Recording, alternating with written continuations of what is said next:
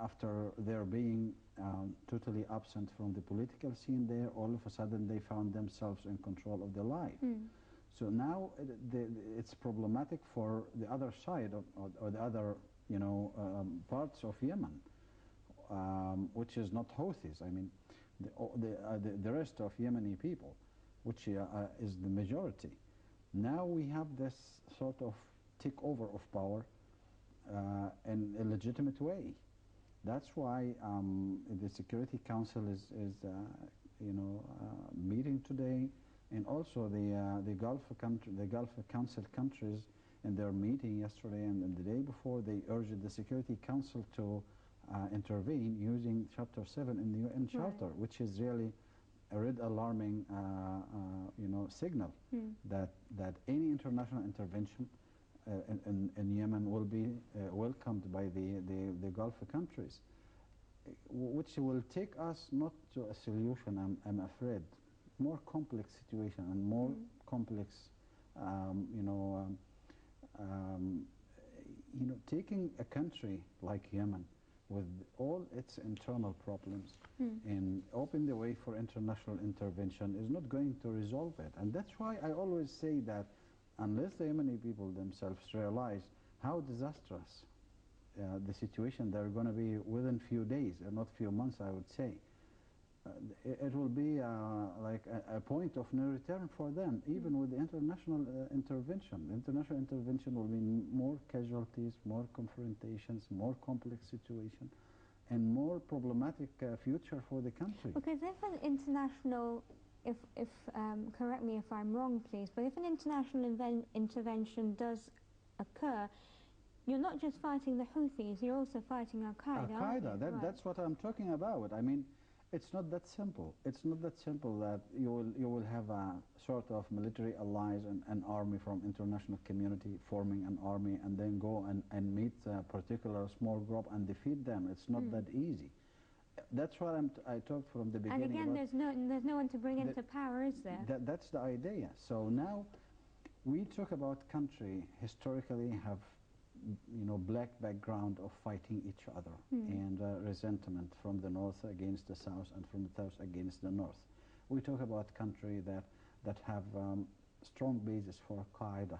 We talk about country that have strong basis for Al-Houthis. And we talk about country which is a theater for regional and international intervention for a long time today. So bringing international forces today into Yemen will not mean a solution, rather than making it more complex and more complicated. What could be a possible solution to the crisis? A possible solution would never go beyond the Yemeni people themselves to realize, even for Houthis. We have to realize also that Al-Houthis are Yemenis. They are Yemeni people. Unless they sober and start to think about their own country being dragged into this disastrous fate, and other Yemeni people and put their hands together and trying to reach sort of compromise in terms of dividing, the political share or political life in Yemen some way or another, and resorting to the population themselves in a form of election, parliamentary election or municipality election and presidential election, and let the people decide without any sort of, somebody imposing custody or guardianship over the Yemeni people themselves. I don't see a solution coming from outside. We are late for that. It could have been much earlier and more successful if it was done a year ago. Right. But today, when the country is at the brink of civil war, international intervention will make the civil war start earlier and last longer. Unless the majority of people themselves, what I'm talking about, they have to realize, the Yemeni people, that they are the only people who can help themselves to get out of this plight. So what do you think the UN resolution is going to entail? Well, I think they're going to be like a warning decision, trying to urge different parts for self-restraint and calling Al-Houthis to refrain from taking over the power. And the essence of Security Council resolutions usually relies on legitimacy. And legitimacy, we talk about people themselves. So that's what I'm talking about. We are circling around, you know, the people themselves and their choice. So the UN, in any peacekeeping operation all over the world, are always urging, you know, that sort of representativeness from the people themselves in election, whether presidential or parliamentary, because the people are the owner of their fate, not Houthis and not other political fraction or segment in Yemen or whatever. So the people themselves are the owner of their own fate. Right. That's why I'm talking from the beginning that the Yemeni people, including Al-Houthi and their supporters from all different, you know, warring or opposing segments of the Yemeni community, they have to realize that that's their future at their hands today. And if they don't cooperate today, they will fight tomorrow. And if they start fight tomorrow, Yemen will end forever, and the civil war is not a plaything. If it starts, nobody can stop it. They can start it easily, but nobody can stop it in that easy way. It takes years and years. You have to remember in Lebanon, the civil war started in 1975 and ended in 1988. And still Lebanon today suffers from that civil war. So it never ended there, by the way, you know. Right. But if the country does spiral into a civil war, would it be based, I mean, what's it based on? Is it based on tribal lines? Is it based on Sunnis and Shias? What's it based on? Apparently Sunnis and Shias. But in reality, not necessarily that way. Apparently Al-Houthis and the rest of the Yemeni people, if you resort to the majority and minority, then Al-Houthi will be minority and their support and his supporters in terms of numbers or figures. But in terms of you know, the larger number, we talk about Sunnis. But this is not a solution. I mean, running a country based on this sort of ethnic or ideological or dogmatic you know, beliefs, disastrous. Because you know, I'm always asking, when are we reaching that sort of mature thinking of our own countries in the Arab world as a nation for all of us, without paying much attention to religion? Definitely. We have to reach that. I mean, it's very unfortunate that it takes us that long years to realize that we can still live in under one ceiling of one country and enjoying peace and stability and tranquility, whether we are on the same religion or we have 100 religions under the same umbrella, but we can still live in peace. Still, we don't realize that in Yemen or in Iraq or in Syria or in Libya or in Sudan. It's really disastrous because it looks like the Arabs are moving against the history movement. Right. People are moving forward and other Arabs are moving backwards.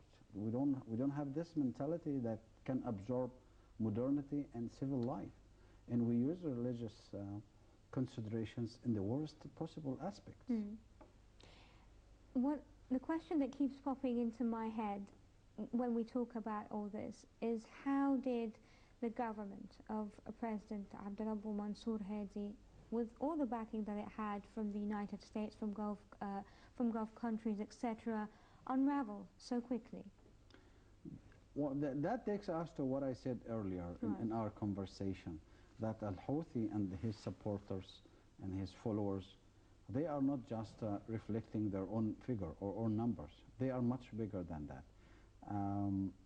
Let me tell you that some countries have interest, whether regionally or internationally, to have Yemen boiling. You know, we have to remember that Yemen is at the southern direction of Saudi Arabia. Saudi Arabia is a huge, stable country in the Gulf area. And Saudi Arabia and Egypt today are both playing significant role in holding together still, so far, the Arab world. Right, of course. So shaking Saudi Arabia through Yemen, shaking Saudi Arabia through Iraq, shaking Saudi Arabia through Syria will benefit Israel, will benefit Turkey, will benefit Iran, will benefit some other international powers, and we have to realize that. I'm not talking about hostility only. I'm talking about the conflict of interests. And when we talk about interests, powers, they don't know emotions. They know only gains. So we have to realize that. I'm quite sure that Saudi Arabia, the political decision-making level there are aware of that. But it looks like Yemen have slipped away from their hands all of a sudden, which was not a sudden thing to happen in Yemen. We all know what is going on in Yemen, not today, years ago, not even before their revolution. They have a lot of problems. And when we talk about Yemen, I link it with Saudi Arabia, because Yemen is the strategic depth for Saudi Arabia. Right. So when we talk about Yemen, Sunni domination collapse in Yemen, we talk about a huge threat forwarded to Saudi Arabia, which is very neighboring, very adjacent to Yemen. They're the closest neighbor, and they have long border joining them together. And there are a lot of tribes, divided between the two sides of the border between Yemen and Saudi Arabia. So we talk about geographically and politically two joint countries. Today, the control of Yemen is being taken away from the Sunni side and put at the hands of the Shia sides. And we talk about controlling the Red Sea southern passages, marine passages. We talk about controlling the southern part of this part of Asia. So we talk about huge changes that might happen in the near future, if it keeps going that way. Well, hopefully we'll be updating, and hopefully it won't get that bad. We don't know how, but we should always hold on to hope. Dr. Ibrahim Al-Ghazawi, political analyst and professor of international law, thank you very much for your time tonight. Ladies and gentlemen, that's a wrap to this edition of the Daily Debate. You can find us again coming your way tomorrow, same time, same place, here on Nile TV International. I'm Nancy Sarah Barakat, wishing you all a very good evening.